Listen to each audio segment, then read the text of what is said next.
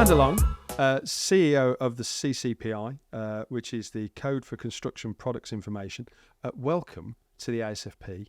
Thank you. And I have to say, welcome to our new studio with our new no expense spared backdrop of engineered timber, paint and a stencil.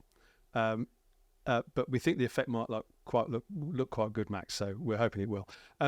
The honour is yours because you're the first person that we've had here in our new little broom cupboard, it's the ex-comms room, effectively, of the office we've bought and obviously refurbished, and we're trying to work out what to do with it, and we decided we're going to turn it into our new little studio. So we hope that you'll be the first of many, notable individuals to come across the threshold of the corner of the comms room.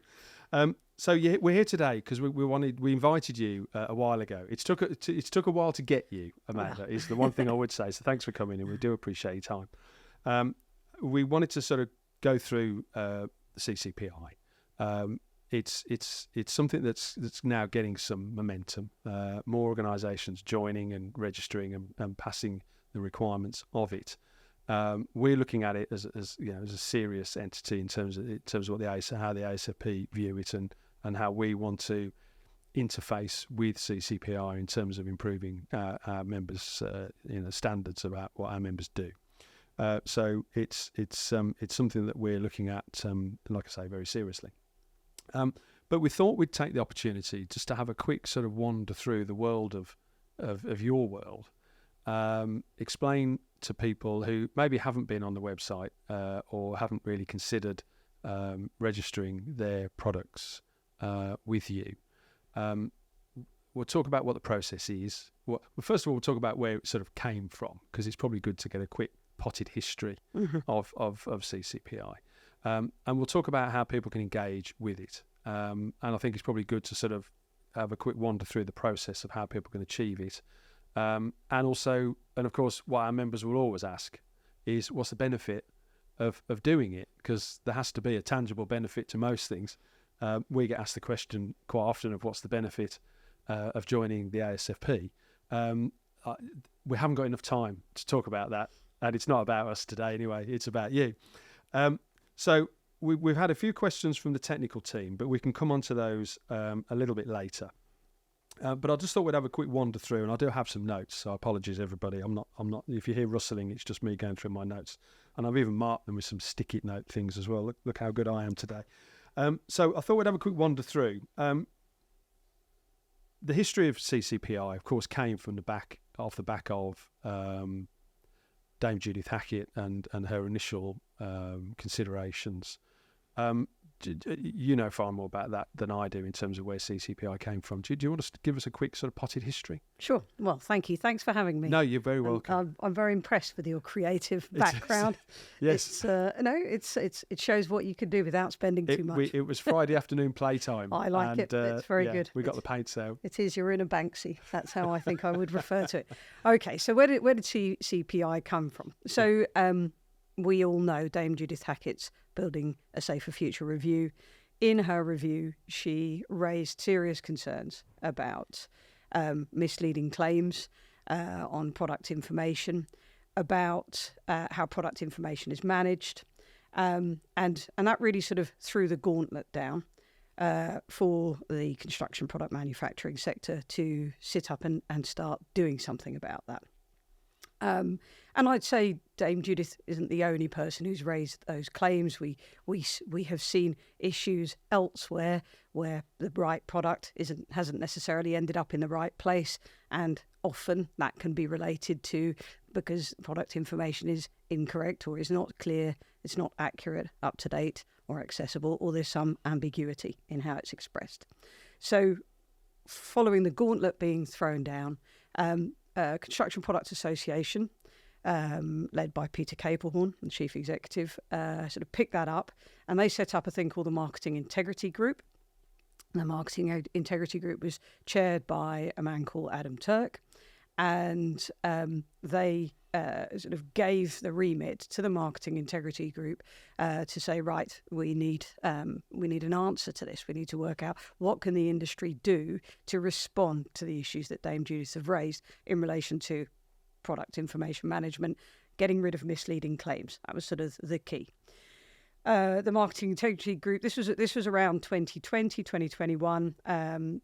So the group ended up bringing together marketeers and technical sort of professionals, technical experts from different manufacturers who are CPA members.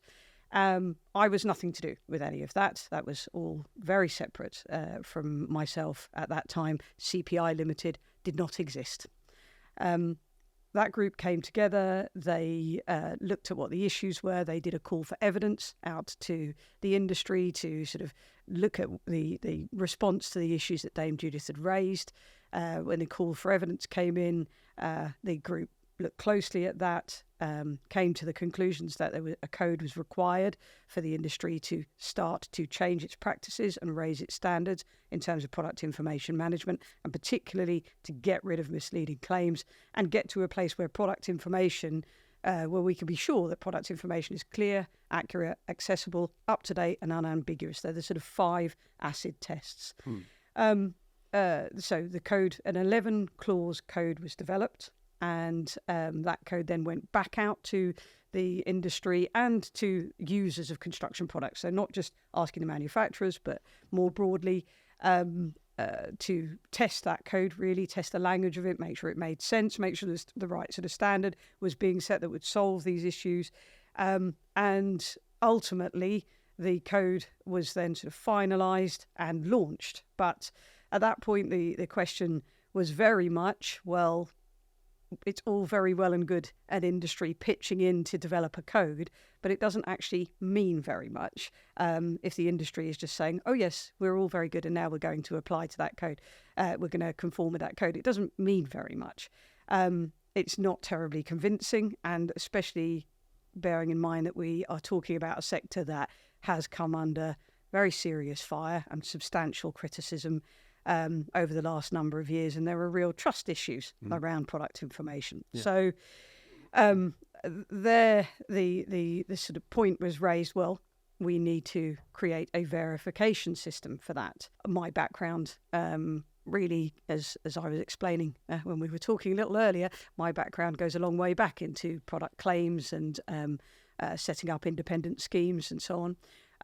And so I was asked to volunteer my time, which I did, to look at setting up CPI Limited, which would be a body, and there are certain stipulations that are very clear and necessary for the organisation. It needs to be not for profit.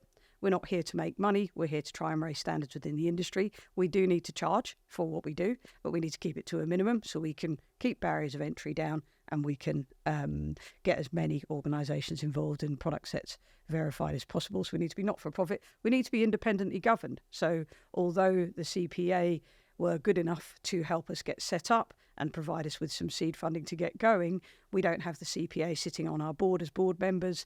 We're governed. We have an independent chair who's actually from the oil and gas sector and manufacturing. We have other independent non-executives from things like the Fair Trade Scheme.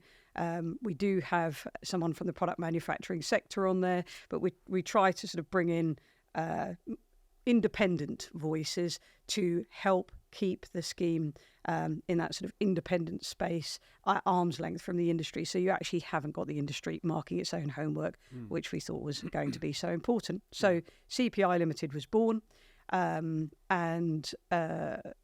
the code was handed over to CPI Limited. And the way we sort of govern it and the way it's run is to maintain that arm's length independence, to maintain the not-for-profit nature, and really to the whole point of CPI Limited is to guard the code and to run the verification process that sits behind the code.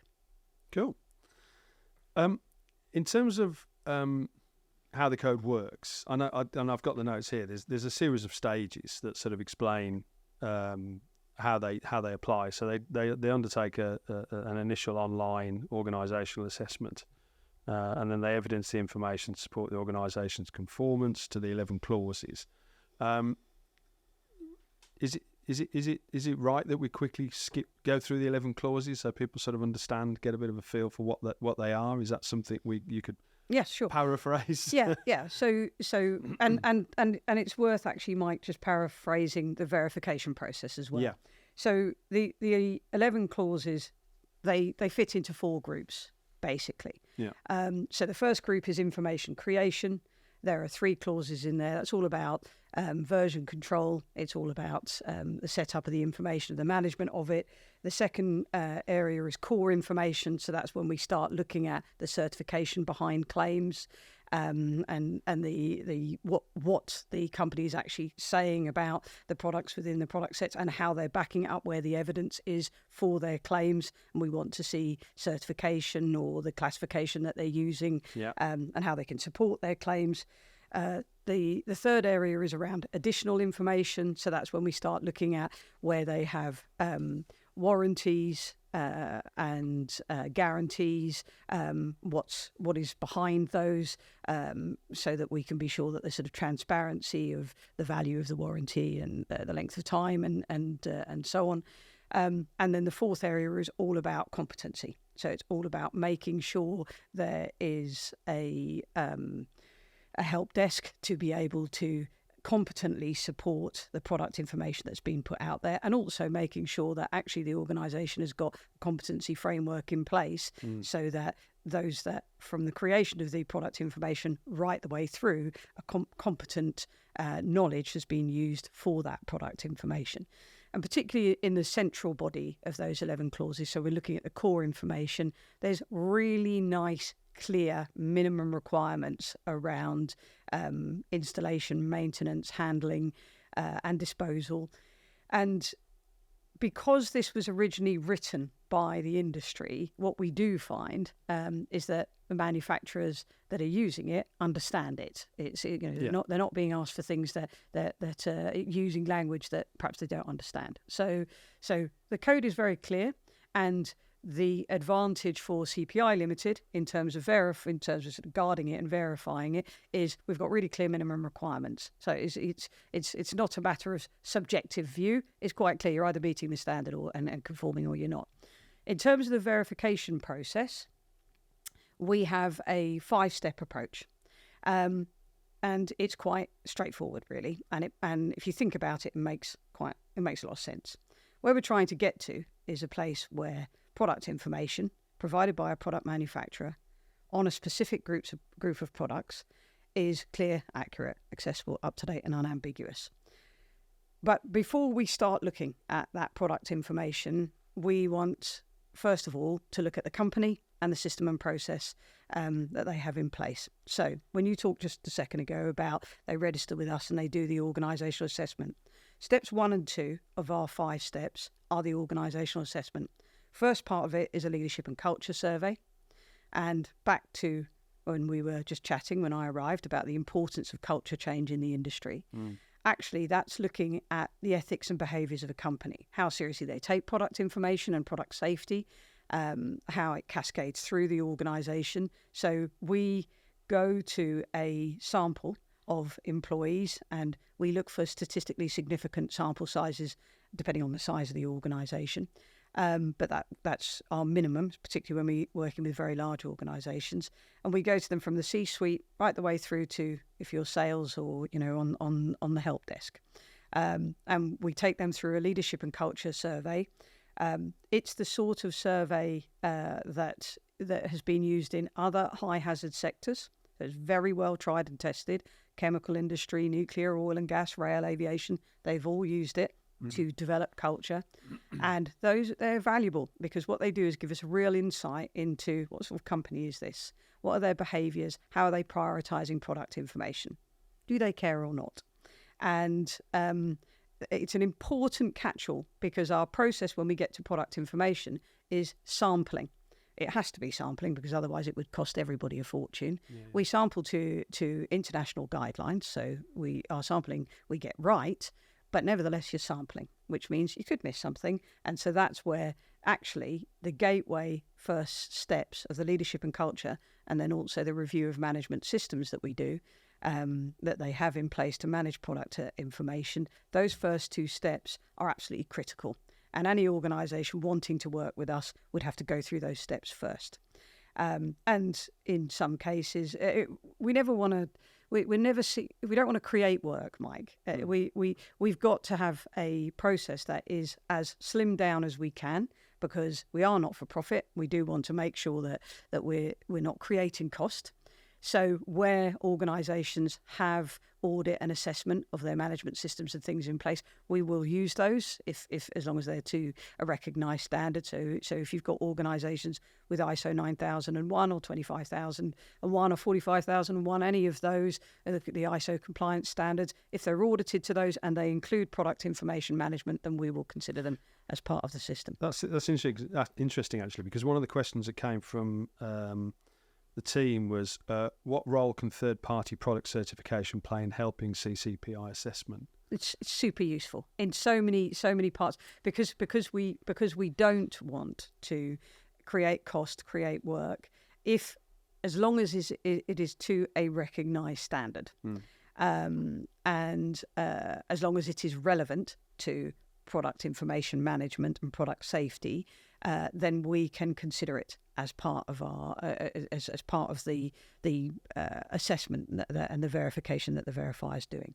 So, and third party comes in the management system part. So in part 2 of the verification process of the organisational assessment, but it also comes in when we start looking at product sets, because of course we're looking at third party certified products, perhaps by organisations, like the BBA or Kiwa or any of those organisations, Warrington Fire, any of those. We're looking at their certification as evidence for the claims that are being made.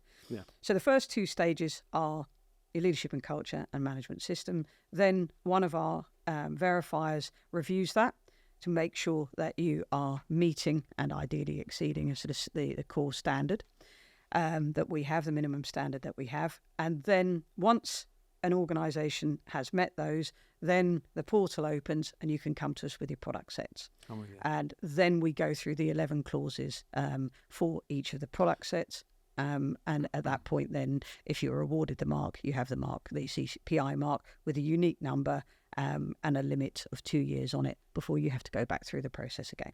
I'm with you. So the first stage is you have to evidence that you are a correctly structured business with your management and policies and procedures in place, and the right culture and ethics to really be putting product safety and product information as a priority within the organisation. For us, it's as well as it is for you. I mean, competency is an interesting one, because even a few years ago the term was training, and now everybody's using competency. Training forms part of competency.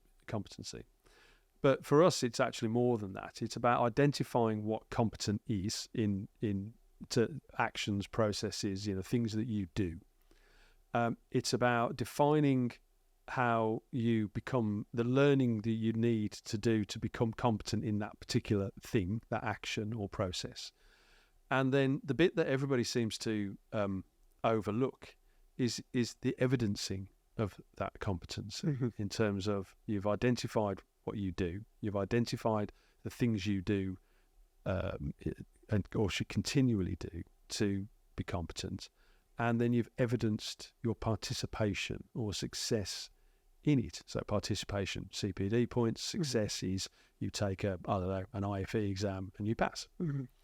And that's something that we see a lot of, where people say, well, you just need to be competent. Okay, how do I become competent in what, and what do I do to become it, and where do I then evidence my competency? And I think that's one area that the industry has really sort of, there's been various schemes over the years, and you can do certain things to get a CSCS card. But the reality is if you look at the complexity of how you design and procure and construct and hand over and live with a building, it is almost eternally complex. And you can't just then say, well, just, sit on this thing for half an hour, do the quiz at the end, and you're competent. Yeah, and it's something that I think we will see. You're right. I think the industry is learning about that and moving to hopefully pastures new. and pastures greener and better than they have been from, as you say, thinking about it just as basic training and really taking ownership of what competency means. And I think we will see, as we go through the sort of CCPI cycles over the next sort of 2, 4, 6 years, I think we will see we'll see the standards go up. That is my expectation, where right now what we're able to see to link competency to product information fairly simply sits in things like an understanding of the competency required matrices that show the link between the product information and the individuals who are part of that process and what their training is. We can look for those things. Actually, as you say, there's a much longer process potentially in the pipeline there of understanding the competency required really in much more depth. And I think we will see that grow and develop. I don't think a lot of it's actually even been defined. No, it hasn't. And you know, there are organisations, you were saying ASFP is working on it. If you take some of the other trade associations looking at competency frameworks, there's a lot of work being done on it. And what we will see as that rolls out is companies getting better and better at dealing with it. And the very useful thing about something like CCPI is, I think we will virtually be able to map that over the next few years and be able to see, well, actually, in 2023-24, when organisations were first seeing this was their evidence of competency. We're now 3 years down the line. We have an industry that's doing this, and this is what verifiers will be looking for and asking for now. So I think we will see the maturity scales of the sort of leadership and behaviours in organisations go up. And if you look at other industries that have learned how to take major hazard safety seriously, which is really what we're talking about when we're talking about the safety issues that came out of Grenfell, is they went on a learning curve over decades, and ultimately ended up, and in some cases more than others, getting a much deeper understanding of what they really need to be able to support that hazard safety. Yeah. So I think we'll see that, and I think there's real value in CCPI in being able to understand that, help the industry understand it, and then help develop the interventions that are required to keep driving that standard forward. Yeah, no, absolutely. You have a series of independent verifiers that are auditing the submissions that these organisations, these manufacturers are making. And this sort of comes back to competency, because the question is, and we're cantering through a few of your FAQs off your website, but I thought that was a valid thing to do, because yourselves... Well, it's manufacturers who've raised them when we've done webinars and things. Applaud the manufacturers for they're raising them at webinars. Good questions. So what qualifies the CPI verifiers? So what qualifies them to effectively be a peer reviewer of these organisations? So the individuals, the community that we're building, they all come from backgrounds that have experience of verification or assessment, have experience of engagement with products in different subsectors. Many of them have backgrounds from those other industries that actually have really led on major hazard. So are very strong on things like the leadership and culture piece. So they all have the sort of elements of verification and audit, an understanding of the products and the product sectors. And then on top of that, potentially for many of them, and if not, we tend to bring the ones in that do have the sort of leadership and culture background from other sectors. As we scale, we can sort of grow and keep sort of growing that community and responding to the sort of more and more product sets that come through as they come through. And actually, that sort of leads nicely on to another one of the other couple of questions that the team raised, is in order to cope with demand, will you prioritise safety critical products as defined by OPSS? Because of course the demands for safety critical products in terms of being able to evidence their compliance in various quarters is probably greater than something that a product that isn't per se. And the question is are you able to meet that demand? Because we've seen I don't spend too much time on LinkedIn. My wife only allows me an hour a day, but I have seen you post that you're getting more and more people applying, and that would. And one of our members has raised the question: is that are you going to become a victim of your own success, and all of a sudden the lead times into actually getting the required outcome from you is going to take a long time. And I think the reason why that question was raised is, of course, at the moment, if you book a fire test at one of the laboratories, you're talking months, if not a year. And then not only that, to get your report and to get it classified, if it's required, if it's a product that needs a classification or wants a classification, you're talking months, again. Yep. So I think the members are concerned, certainly the manufacturers, that it takes them 18 months to get a test and get a report, and then they submit it as part of the evidence that they're submitting to you, and then it takes another 18 months, 2 years to get it, and they're doing it for a project that they've got a main contractor going. Yeah, you're not going to get the order unless you can evidence this. And let me break that down. The building's up by the time you give them a ticket. Absolutely. No, let me break that down into a few parts. So, first of all, in relation to scaling the process,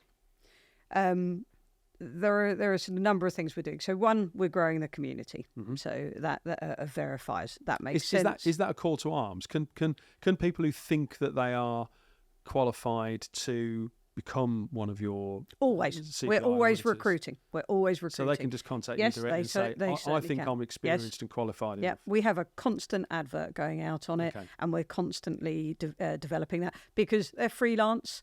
They're self-employed freelancers, so they're there to be able to engage. So certainly that's a call to arms. Obviously, we have to be quite careful about who we can engage because we can't have conflict of interest or industry marking its own homework. There are criteria, but yes. So thank you for the advert. No. So we have the people. The numbers are tens of thousands that watch these quite often, and so in amongst those tens of thousands that tune into this corner of the West Midlands.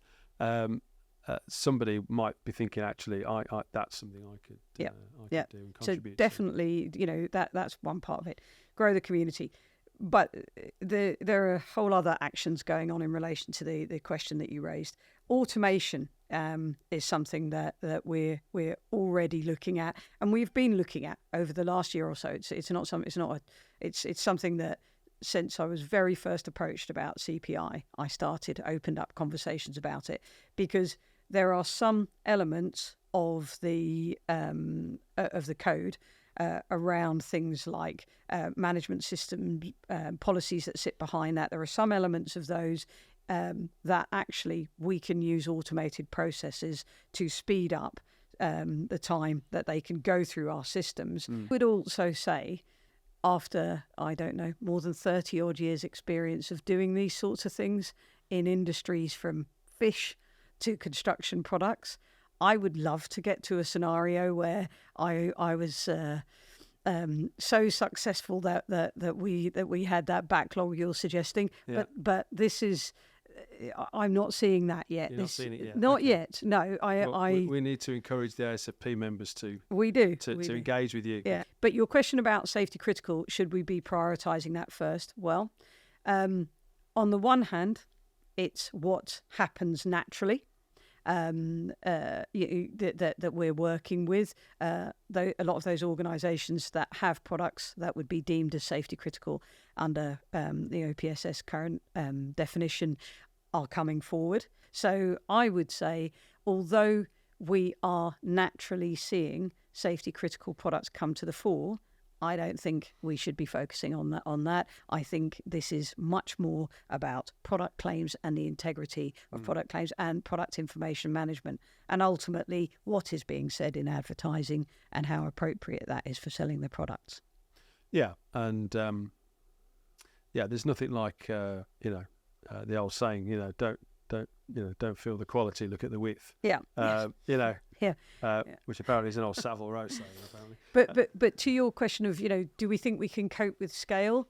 I don't have any doubts on our current projections and our current approach. And you yourself said at the beginning of this conversation, we're starting to get more attention. I'm glad we're working very hard at getting that attention.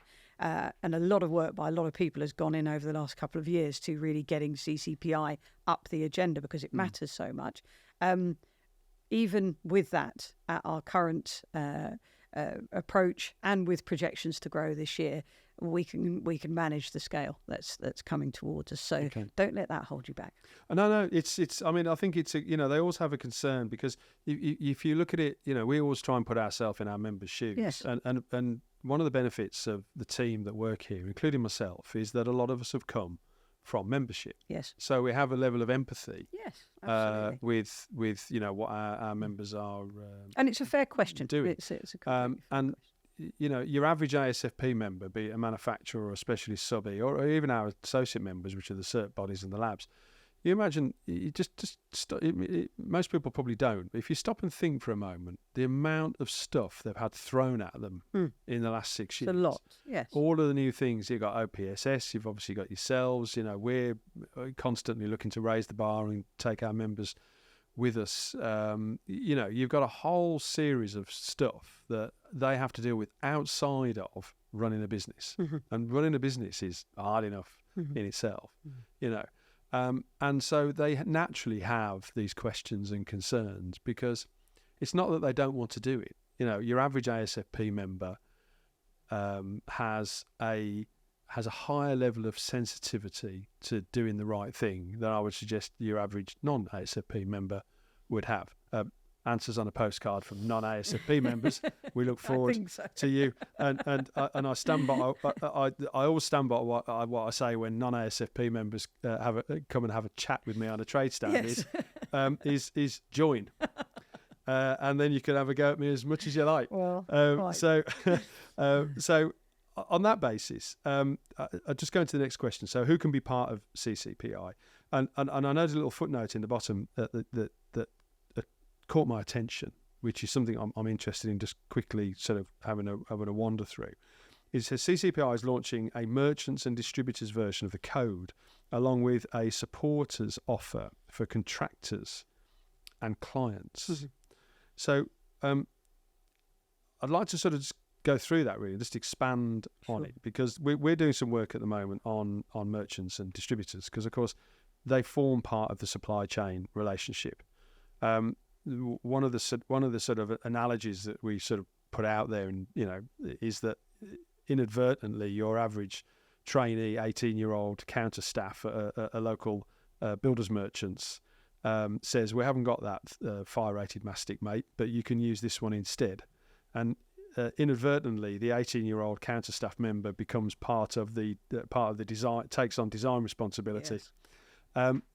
And I'm that's probably a slightly extreme, I slightly think ambiguous sort of example. Fair comment. Yeah. But it is sort of true in itself. So, what do you want to expand on that sentence and just sort of give us a bit of a synopsis of what that means? Yeah. So the reason why it's separate is because of what you just illustrate. It's it has to be quite different by its nature.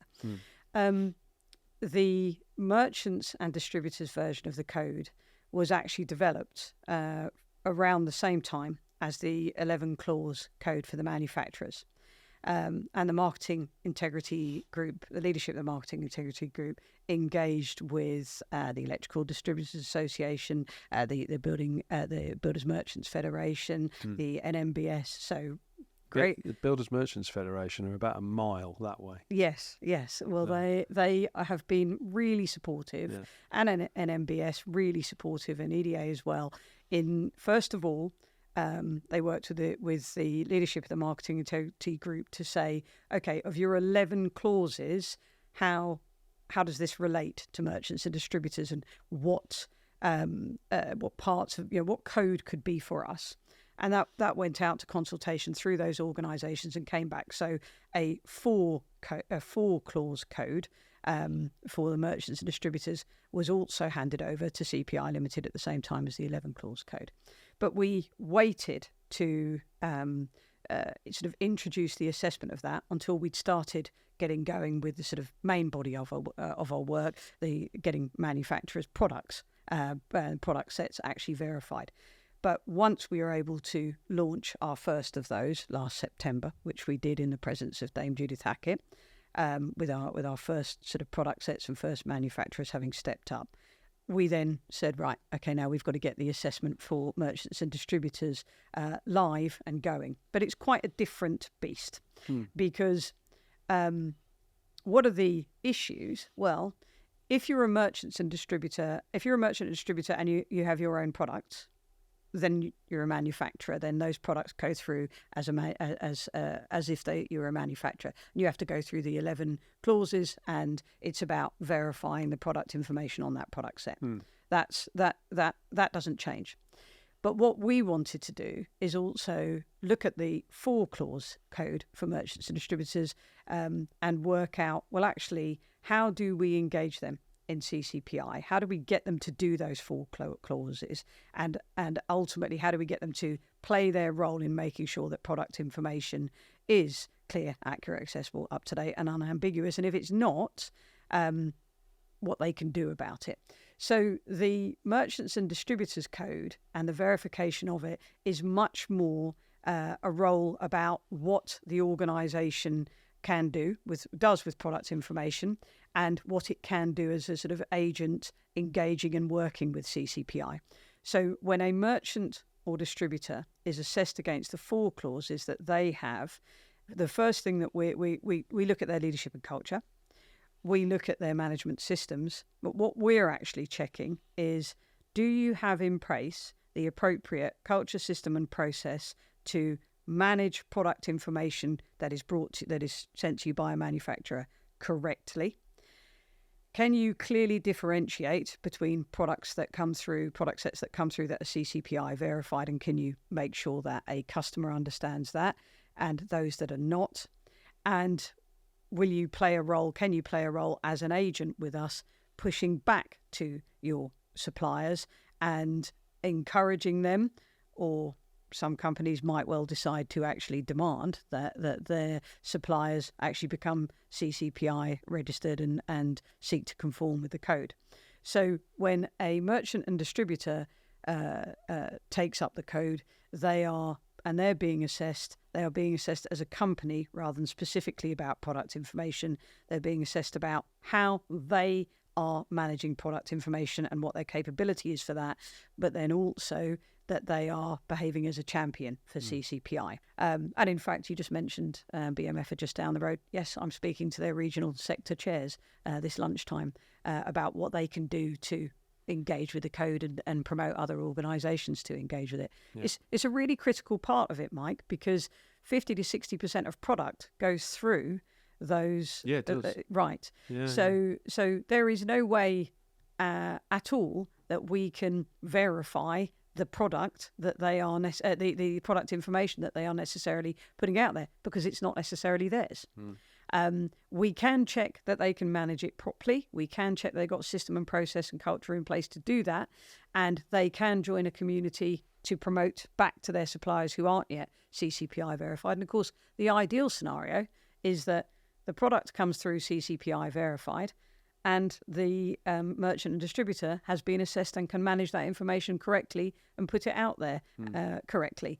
That's your ideal scenario. I hope in a few years' time we'll have merchants and distributors who are able to say, we're CCPI assessed, and actually all of the product that comes through us is CCPI verified. And is that the same if it's a white label? So if it's a white label, they have to go through as a manufacturer. So they go through. They have to go. But if it's a product that's branded by the manufacturer, then then only the manufacturer can go through it. Yeah. So the merchant and distributor can push back to the manufacturer, or they have to differentiate very clearly within the store. And their requirement as a CCPI assessed merchant and distributor is that they should do both of those things. I have to say I've been really delighted by the initial response from the merchants community, just starting to want to drive CCPI forward. But it's been really good, and I'm hoping over the next couple of years we'll really see that community help to play a role in actually sort of making it happen with manufacturers. You asked about the second bit, which is the supporters offer. The supporters offer is a really exciting piece of work. Actually, it took me a big chunk of last year just to get it organised. We've created a pledge for them to sign. And the pledge is they commit to supporting CCPI. What that means is that they will that they want their strategic suppliers and manufacturers in the first instance to have the products that they supply them CCPI verified, and they've got to get that done by 2026 at the latest, but with the approach and assumption that they're just going to do it as quickly as possible, as soon as possible. Why is there 2026 on it? Because it's the whole point of having the conversation with the contractors is how could we create a tool that is responsible, that doesn't put the manufacturing sector in an impossible sort of you must get this done immediately scenario, but actually is a responsible tool so that the contractor can work with their suppliers and their manufacturers and over a period of time get to a place where they can feel that they can trust the product information that's coming through. We spent some time last summer sort of negotiating on what does a pledge look like that is fair, that is responsible, that is done in a time-bound way, but that makes sense. And once we did that, we then approached a whole load of tier ones, and the first 8 came forward last year. So we will work with our strategic suppliers, manufacturers, promote CCPI where they can, put it as a preference in contracts or in requirements, and then encourage their manufacturers to get to CCPI verified for the products that they're supplying within the 3 years. So it's a really interesting piece of work. It's been done really sensibly and responsibly so that it works well for manufacturers and for contractors, and ultimately it will help drive change within the sector. But I don't think we should be stopping there. We want to see clients, so Highways England, Network Rail, we want to see all of those engaging with it, with this sort of thing. Some of the big clients want to see architects and specifiers engaging with it and requiring it. So they're all conversations that are next on my list over the next year to sort of say, well, you should be supporting CCPI and asking those that are supplying you to conform with this. So that should grow. And most importantly, we need to see government doing it. If we're going to have private procurement doing it, and we are now seeing those companies, those private companies stepping up and asking for it, I absolutely think government procurement frameworks should be doing it. One of the questions that again, it's a question that you're asking yourself, but it's obviously come from manufacturers, is can I verify a product system and the individual products that make up that system? Now, off camera, we had a conversation about how we define those, and we're separated by the same language slightly. ASAP considers a system a product that's made up of a configuration of parts that's then tested as that. And then sold as that. So a fire door set, a fire curtain set, a fire damper set, a finished fire damper, effectively. And products are things like a box of 12 tubes of fire-rated mastic, or a box of 4 fire-rated intermittent collars. So that's the same. Okay. So we use exactly the same as that.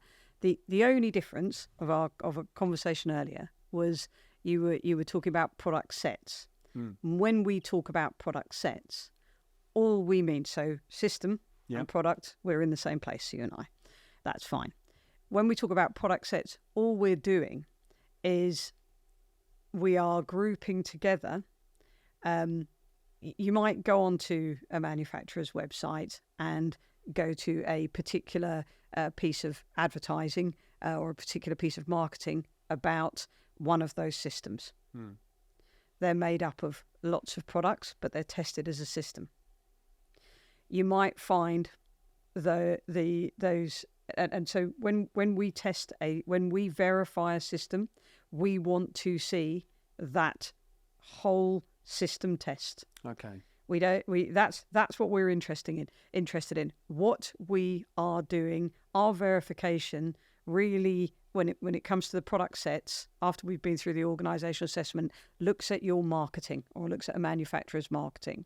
And if they are marketing a system and it has been tested, a number of components have been tested as the system, then that will make up the set, and that is what we will look at. But sometimes they might be referring to those same components in another system, which will have a completely different set of claims. If it has a different set of claims, then it will be verified separately. If it had the same claims, but there's some reason for them separating the marketing, but the components are the same and the claims are the same, then we can include them all in the same set. And it's just really where we're looking to make sure we are not creating cost for manufacturers. So you can find, particularly with individual products, so not systems, with individual products, you can find that there are thousands of products that fall under the same marketing, that fall under the same test, but actually are just a different size or a different colour. And as long as the test allows for all of that, then we can include all of those products within that set that we verify, rather than having to do each one individually, which would cost manufacturers too much money. So it is about how we can group things where there is a common claim or common certification. But at the end of the day, we start with the marketing as the place to look at it and understand, what are you claiming? So what do you need to show us that you prove? Okay. So there's two sections to this. Any performance claims made for a system would be validated against the test data available, whether it be certification, classification, independent tests. Yeah. If the manufacturer only sells the system and does not market the individual components, correct, then no further verification would be required. Or if in addition to marketing the system, the manufacturer also sells the components individually for other than spares or for within the product set, then the performance claims of these products can also be verified in a separate set of additional submission. That is right, and if you think about it, it all comes back to, what are your performance claims? What's your marketing claim? Yeah. Because what we're trying to do is get to a place that they're not misleading, that they're unambiguous, and that they're clear. Yeah. Okay. No, that's fine. So talking of ambiguity, someone's raised the question of intellectual property, and of course one of the things at we have a red card and a green card at the ASFP. Whenever we have meetings, they're governed by the bylaws, and that means that any meeting we have amongst members, they can't talk about commercial things, they can't talk about prices, they can't, not anything that would be considered inappropriate or even, dare I say, illegal. It's very, very strictly governed. So all ASFP members have a convener, which is an ASFP employee, so one of the technical officers or somebody at one of the management team. They have a chair who's an employee of a member company who is voted on as chair by that particular meeting group. But there are very strict rules and regulations about what you can and can't talk about in our meetings. And one of them is the dissemination of IP, IPR. And this question obviously came, if information is intellectual property, e.g. a confidential fire report, sounds like it's come from one of our members, is required for evidence, why should it be made publicly available via a website or verification? And I think it says intellectual property of any registering organisation remains confidential at all times and will never be published by CPI Limited. The data submitted is used in the assessment and verification process by the verifiers only. So your independent group of verifiers would see the information. Yes. But the policies and procedures doesn't they're allow under them. Contract with us that cannot go anywhere. The process between any organisation, and CCPI is Yeah. necessarily confidential. Yes. Independent verifiers in working for us are under contract to be confidential in their approach. They are also having confidential conversations with they'd be the technical manager for a particular product set. They're having those confidential conversations. I'm with you. As they're going through the audit process of that particular company. And we know that a lot of the manufacturers do a lot of training with the installers for reasons of quality and competency. But there is also another side to it, of course, which is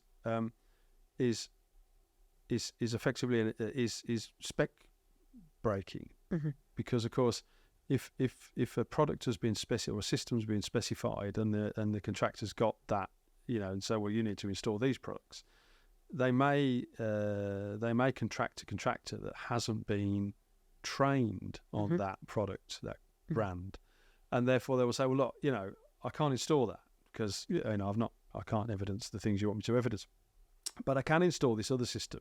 And then they'll look at it and say, well, actually, it's equal and or approved, and and so the manufacturers, they do spend a lot of time breeding loyalty within their, within the installers, as much as they breed loyalty in with the architects. Yes. They will do as many CPDs to architects as they probably, as contractors as they do architects. And as a man who spent his youth spending his lunchtime standing in front of architects, giving them free sandwiches and doing CPDs to them about various, fire systems and products, I'm very aware that the contractor can, the installer can wield as much influence over the outcome of what products are installed as the original specifier. Yeah, and for us, the motivation at CCPI is ultimately the public safety element, and yes. Ultimately you want the product correctly installed, and you want the correct information to support that, Absolutely. or the correct support system, not just information. So no, it adds up for us to do that. But we are small, we are growing, we have to prioritise. And so we've gone manufacturers, merchants and distributors, get the supporters going. We've got all of that moving now. So towards the back end of the year, we'll look at that other piece. We're very happy to support that process if you need to. As like I say, I mean, a lot of the large pacifier installer contractors are members of the ASFP. I won't name names, because if I name one, I'll have to name them. You have to do and then I'll get myself into trouble again. No, we'll come back to you on that. But thank you, that's very helpful. We're happy to look at that, because I know that they would probably see that there is an advantage between how that all links through the supply chain. What I want to hear about is if you see a CCPI verified product out there and the product information has issues around ambiguity or clarity or accessibility or accuracy that you want to raise with us, because we will want to pick it up and go back to the manufacturer. Our process ultimately, needs that. So I'll be asking people to look out for that. It's unfortunately, it's the law of unintended consequences. The greater the value the brand becomes, the more that you're probably going to see it misused. Exactly. And I can empathise with you, because at least, a few times a year we have to contact people and say, that sticker you've got on your van, not right. You Can't have mind taking it off, because happy for you to join if you meet the criteria and pay your joining fee, but until you do, that's coming off, mate. Yes, absolutely. So I can empathise with you on that one, and you will, as I say, as the value of CCPI as a brand increases, and as the value of the ticket that people get on their products increases, the more that you'll probably see. Yeah, and I'm alive to it, having sort of run other schemes, and I want to. I want to be all over it, but one of the best ways is to be able to say, if you see something, do tell us, and we will investigate it. We'll take it very seriously. Yeah. So, and of course, you need the stencil to replicate the logo properly, and that's locked in the safe. As you have done such a great job. That's now in the safe, so you can't. Amanda Long, CEO of the CCPI, thank you very much for coming in and having a quick chat with us about the work you're doing.